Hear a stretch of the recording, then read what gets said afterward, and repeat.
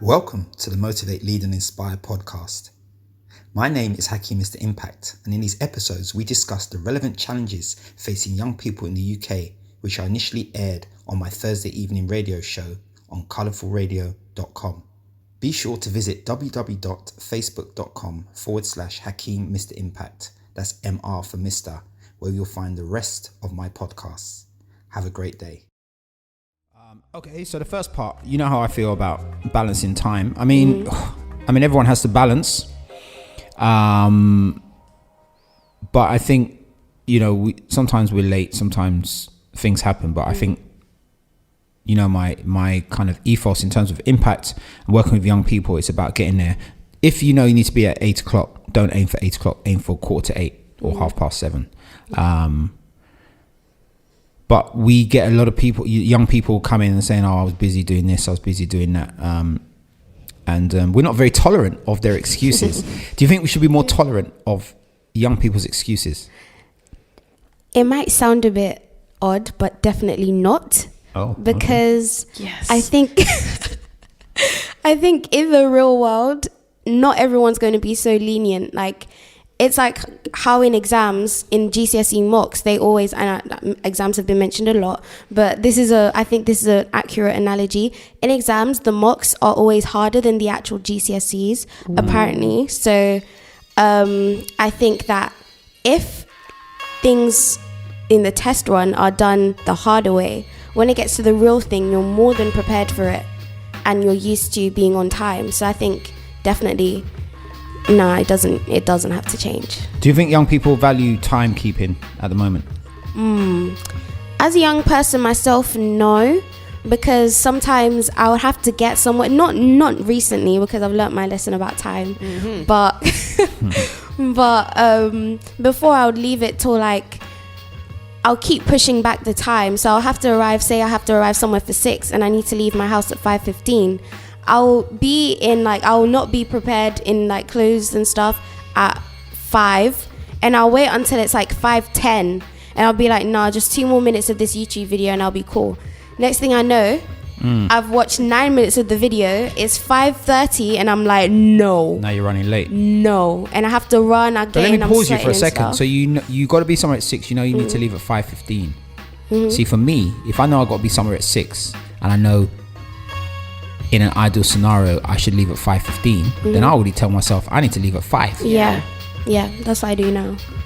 Maybe even 4:45, so that then you've got now half an hour grace. So if you're getting ready for 4:45, you don't quite make it, and you're having a really bad day, and you're 20 minutes late, it's still 5:05, still got time to get there. Because things happen.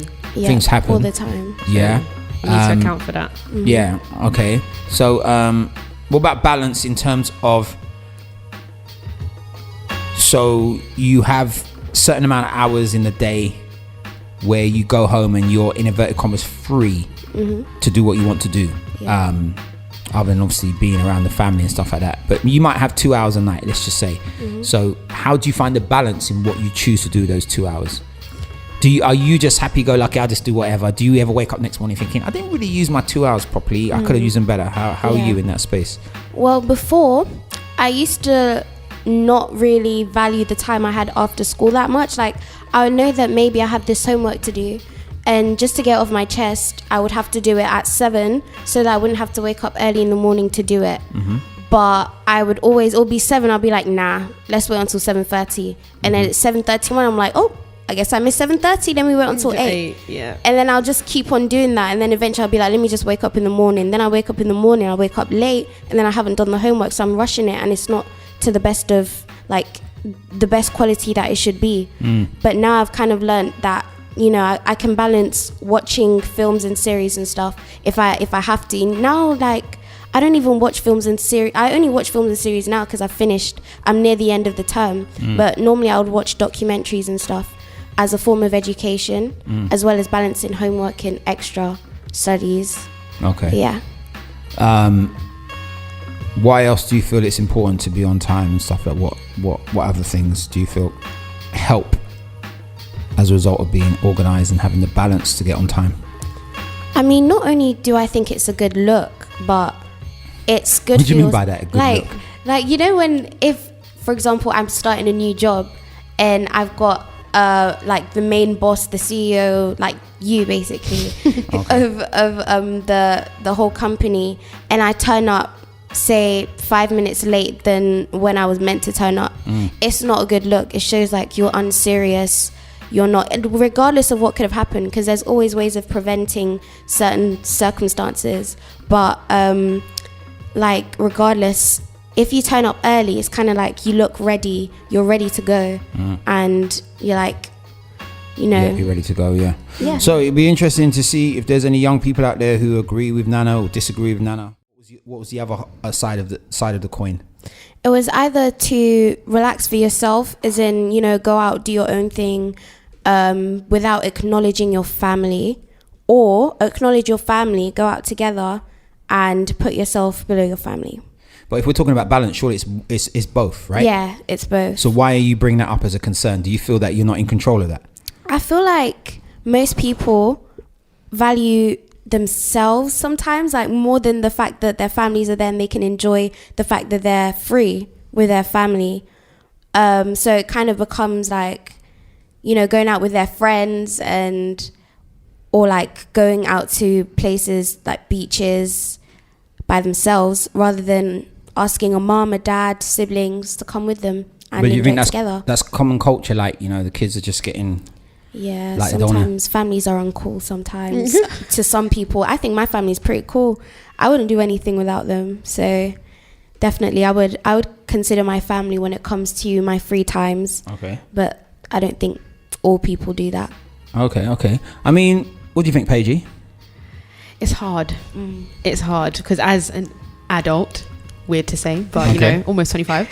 So it's hard to get that balance between family, friends, and yourself. I'm at that point where I try and split it as much as I can, like within a week or within a month. Right. Being like, okay, which friends haven't I caught up with in a while? Right. And I'm just like, okay, cool. Let's make some time. Yeah. Let's do this. Tick. So it sounds bad that it's like a checklist kind of option, but that's the only way to do it. When you're working and your schedules don't sync up, you have to make do with the occasional time that it does, and you just have to work around it. So, but to me, this sounds like organization, really. Yeah, I don't know what you think, Davy, in terms of like balancing family, friends, work, getting the whole balance. Is that just pre-organization? Is it a pre-conscious thing, or do you just go with the flow? I personally go with the flow. Right. I think if you organize it a bit, it's cool. Definitely. Yeah, but in terms of like, is it almost like you have a self kind of kick-in motor that says, okay, I haven't seen family for a while, I haven't seen friends for a while, I'm spending too much time at work? Does that kick in and then you... It depends on how close you are with your family, first of all, because if you're not getting along, then you're not going to bother. Yeah, true say. So it depends. But is that the same though? I mean, and this is what this debate's about. Is that the same for young people? Where you're living under your parents' roof, you can't say, oh, I'm not getting on, so I don't, I shut the door for the next week. What do you think, Nana? Could you ever just like hide? You couldn't. I know you couldn't. I know your family ethic and that, which is it's fantastic and stuff. But tell us, do you have any friends who have, without naming them, because obviously you don't need to name them. That's not really cool. But do you have friends or peers that you look at and think that's really interesting the way they flex, so to speak? Yeah, with me, obviously I'm really close to my family, so I value them a lot. But with other people, it's kind of like they come to me one day and they're like, nah, I've fallen out with my mom, so I'm not even going to ask her if we can go out. And I'm like, wait a minute. Yeah, but people always fall out with your mom. I know, but you fall out with your mom. You told me you fall out. Yeah, but I've seen you fall out with your mom. Yeah, right. It happens, but it's mum is always right. I'm sorry. Yeah, it's true. Mum is always right. Yeah. But especially she's got that packet of biscuits in the cupboard. yeah, definitely. She's right. Yeah, but it's the person who raised you and like, looked after you and brought you to where you are, put clothes on your back. So to the point where you're like, oh, I'm not even chatting to her, as if she doesn't let you through her front door every single day. It doesn't make sense. Yeah. But I mean, obviously people do exaggerate. Yeah. As well. But you know what? I want to go deeper into the whole organizational, not even the organizational side of things, just the conscious or the subconscious of balance.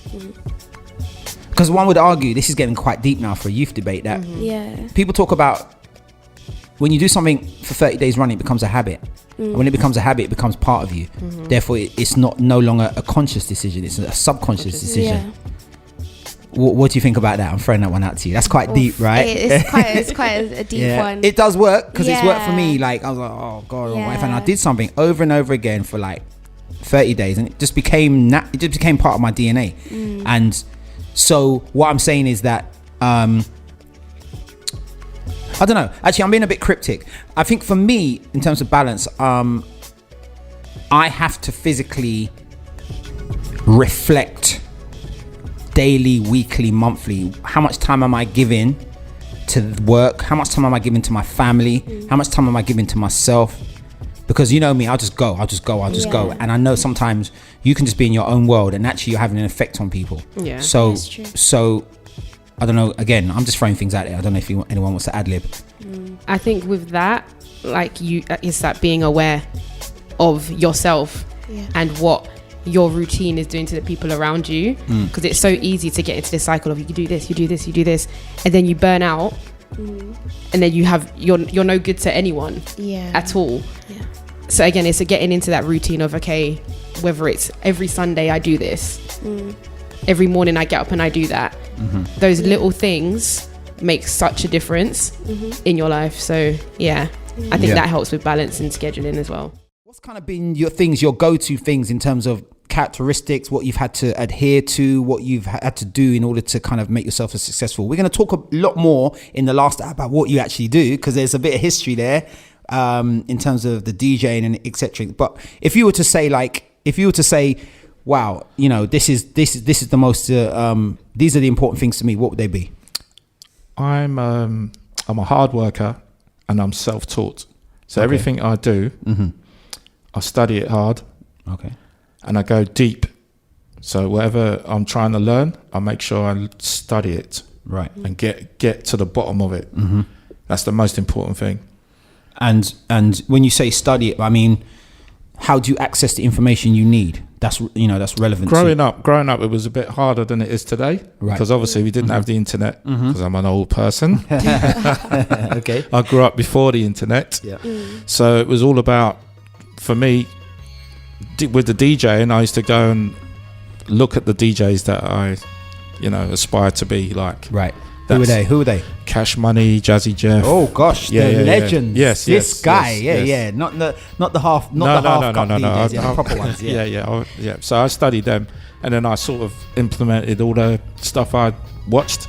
Okay. Into myself. So what would you say to Nana now? She's listening quite attentively because that's the sort of girl she is. But what would you say to her in terms of help her, even in choosing her career path? What would you say right now?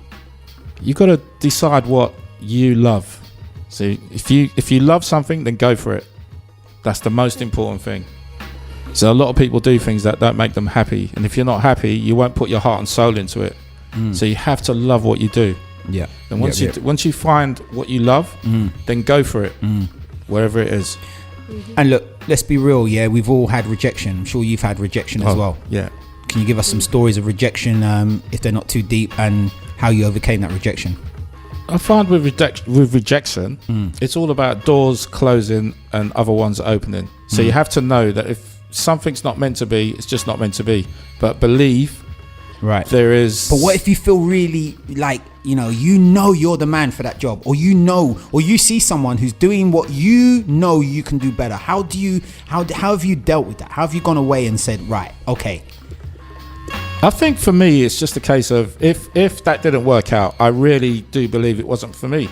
Right. So I look at other things and try and go in that direction instead. Because you usually find if that door closes, there usually is another door that will open. And you just got to know that and believe that in your heart and follow that. And if you do, it usually works. You got any stories to share with us? Stories. I'll tell you. When we get to the tracks, there's a reason why I selected those tracks, and I'm going to break it down in the last hour. Looking forward to that. What would you take from what Davy said? Yeah, I think that's a really important thing to have, a love for what you're doing, because loads of people like that I've heard of, they get pay rises and then they get more money, but they're not necessarily happy with what We know they about do. all these people getting pay. I'm getting like, who is she hanging with? 15 and people getting pay rises, you know? Like, come on. Can I have one, please? Yeah, exactly. No, but they get pay rises, but they're happy with the money, but they can't spend it happily because they've not earned the money with happiness. So Ooh, that's interesting. Yeah. But is that important to earn the money with happiness? I feel like Isn't me it just to personally, acquire I think the it money? is. That's back to balance. Yeah. Right. Yeah, because I think when you get money, it has to be something that you're happy receiving. For me anyway, if you receive money, if I receive money and I'm not happy with the way I earned it or the means I earned it, then it's kind of like, it's not really money. It's just paper in my hand that I can use to buy something, but it doesn't mean anything to me. It's not a reward. It's not an achievement type of thing. That's interesting. It's a good philosophy. That's a very good philosophy. Someone at 15. Yeah, deep. Because I think, actually a lot of people are just like money any which way. No, but some people are I know. any which way. I don't necessarily mean they obtain the money through necessarily bad, but they're just like, you know what, if I have to work, if I have to moonlight, I don't know if you know what moonlighting is. No. Moonlighting in the old terms is when you have your day job, but you also have an evening job. So it's called moonlighting. Okay. And the program moonlighting. People on the radio station will know what I'm talking about. But if you have to moonlight, you have to moonlight. You didn't necessarily enjoy that second job, but you didn't go there and go, oh, thank you for this money from this second job. But it was just money to get you through. So it's really interesting that you're putting value on how you earn it as well. I don't know what you think about that, Davy. No, but I'm a believer of that too. Yeah. So you wouldn't 100%. you wouldn't just earn money for the sake of earning money. It's getting quite deep. It depends. Steamy, It depends how broke I am. Right. So are you trying to imply that you're doing okay then? So far. Yeah. Well, we're getting by. Yeah. But yeah, I know. I kind of, for me, I think I've got to a point in my life where I wouldn't just do anything. And I do turn things down. Yeah. I wouldn't say I'm balling. Yeah, but I know when I'm out and I'm doing a job and I'm earning money and I'm like, I'm not enjoying what I'm doing. Yeah. It becomes very, very heavy. It becomes a burden. And I don't want to be in a space with someone who sees my face or feels my energy low. I want them to be like, yeah. For example, I get quite a lot of requests to do one-on-ones, personal training, kind of dance. And I'm like, as soon as I get, doesn't matter who it is, but as soon as I get the call or someone communicates or connects with me, my face changes. Like, I don't know, because in the past I've done one-to-one dance sessions and I don't even feel that person really wants that one-to-one session, and it becomes a transaction. I go there, I exchange 1 hour, and in return I get X amount of pounds. But funny enough, at the moment I'm doing a few one-to-ones, and I really enjoy going to them. I feel the person really needs it. I feel the people who are receiving my information are really in tune, so it's kind of different. But I know there's some people love doing one-to-one. There's personal trainers that are just doing one-to-ones. Do you know what I mean? So I guess it's horses for courses. Yeah. From Francesca in Bromley, she said, talk about rejection. It's all about perseverance. When you want something badly enough. I received over 400 rejection letters before I qualified. She's a lawyer, barrister, solicitor, I'm not sure what you call it. So I constantly remind my daughters of what it means to really want something. So yeah, that's really, really important. We were talking off air, and Davy, you came in with something really, really, really interesting. You started talking about education, and I know we've been talking about education, myself, Nana, and the rest of the studio guests over the last few weeks. And without giving anything away, you started talking about how you felt education was important. Tell us more. Yeah, I believe so, especially for young people in today, because if you don't have education, you're going to struggle. But what type of education? It depends what you want to do. So, Nana, sorry. Yeah. I had a brain freeze. Brain freeze, them ones, yeah. Nana's hoping to become someone big in the law. Yeah. So she's going to have to study that. Yeah. It's not something you can just... But what our thing is we were talking about the pressures that are placed on young people. I'm from an African background, and the pressures placed on me to be a doctor, lawyer, whatever. The student loan. No, it wasn't even about the student loan. It was just like, let's face it, my parents came to this country and they worked hard, and they brought up 5 kids, and they want you to do well. Oh, they want you to be the academic. Right. This is what I'm talking about. Okay. So, and I rebelled. I'm a maverick. Look at me. I'm on the radio. I know. I'm on the radio. I run a dance company. You're a bit like me. So I'm going back to your point. You said academia is important. Can you be more specific? Well, I just think if you're going for jobs, not everybody is like us, self-employed. I'm self-employed. I work for myself, but not everybody's cut out that way. So if you're not self-employed, you're going to have to be employed, and to get employed, you're going to need qualifications. Right. And that's where education comes in. Right. That's where I'm coming from. So, right, okay, you put it quite explicit there. Interesting. So if you're employed, you need qualifications. Maybe if you're going to be an entrepreneur and do your own thing, that's a different matter. But doesn't everyone want to be in control? Not everybody does, because not everybody's cut out to be self-employed or be an entrepreneur. Some people like the comfort of being employed and just knowing that they can turn up and get paid every week. I agree. Yeah. That's true.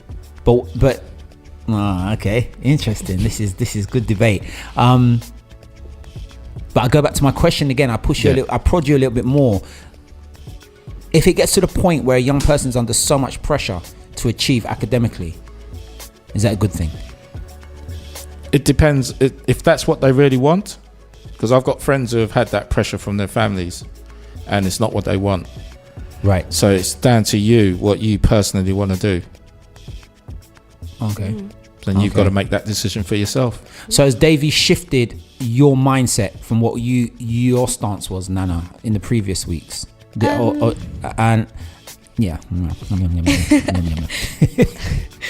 my perception of education is really similar to Davy's. All right. Yeah, it's really similar, because I feel like there's something that I always say with my siblings, my friends, at home to my mom. I always say education is knowledge, and knowledge is power. Okay. So like when you know things, people in Colourful Radio, this is the new MP. They can't take that away from you. Whatever you know is what you London. know. The new mayor of London true. is being born in this studio. Anyway, carry on. Sorry. Carry on. Yeah. Well, like wherever you go and you have education. Sorry, have I been PC? Mayor, mayoress? I don't know. Oh no. Anyway, go on. Anyway, carry on. But wherever you go, you can always just like carry it with you. It's kind of like a weapon that you can always have. Just education. Here. Yeah. Wow. I think Paige is just laughing over in the corner. Okay. Something you made quite clear, and not that it's a bad thing, but it seemed quite clear. I don't know if it's been as clear before to me, is your aspiration to be a lawyer. Yeah. Has this happened in the last few weeks? What's happened? Yeah, I've always been kind of confused about what I wanted to do in the future, because I've never been sure. There have been like so many new jobs that have been presented, like the names of the jobs, and I don't know what I want to do. But I thought like law, I've been reading quite a few law books and like watching documentaries that involve law, and I've been thinking like it's actually something interesting to get into. I like the whole idea of it. I know it involves like the workload can be quite immense, but I like the idea of helping people get out of their problems and helping them to realize there's hope in their situations and helping them find that hope. So I feel like law kind of pays way to that, but at the same time I also wanted to get into film industry and like just the arts industry. So it's kind of weird. What in the film arts industry? Like acting, writing. It's completely opposite to the law stuff. Exactly. That's the weird thing. So be totally honest. Yeah, I know Mum's probably listening. Yeah. But if there were no other factors in your life, no other people in your life, and this is not a trick question. It's not loading. I think it's just straight. Do you think law would be the thing for you? Yeah. Okay. Yeah. I think law came as an idea personality wise rather than profit wise, because I know that stuff like that, it sounds good to say, like, you know, my daughter's a lawyer, or I'm a lawyer, I'm a barrister, I'm a solicitor, I'm stuff like that. It sounds good to say, but I don't even want to do it because it sounds good. It's just my personality type of thing, like But what if someone says to you, well, we feel your personality is definitely suited to, for example, presenting, being a broadcaster? Yeah. Broadcaster doesn't sound too bad, does it? Yeah, I mean, Look, she's smiling. Yeah, what? Doing a little Ghanaian jollof rice dance. Yeah, you know. to some communities, like parts of the African community, if you say you're a broadcaster or a radio presenter, in comparison to I'm a doctor, I'm a surgeon, I'm this. But why should that matter? Why should your community matter? When you were born, you came out on your own. Mm-hmm. Yeah. When you leave this earth, you'll probably leave on your own, more than likely. Yeah. Yeah. When you have hardships, you probably have to face them on your own first of all. Obviously, you can have a team around you of people that's going to support you. So when people are there actually telling you what you should do for the next 50 years of your life, when do you get to a point where you turn around and say, no, this is what I want to do, is what I'm trying to get to. Do you know what I mean? Because you gave the analogy of the whole inner community, like in a, and I'm not. This is nothing about Ghanaian community, because I'm from Nigeria and it's the same thing. But it's that whole thing of like, I better do this because it's going to be accepted. Davy, does it have to be accepted by others? It doesn't. It's whatever you feel inside, what makes you happy. That's how many people out there listening now, or are not even listening now, don't even know we're debating this, are doing what they really want to, or doing something that they feel they should be doing? Depends on the pressure they're under and their situation. Everyone's different. So I know a lot of communities do put pressure on their young people to do certain things or certain career paths. Or as some people say, you know, some adults want them to live the dreams maybe that they didn't live. This is deep.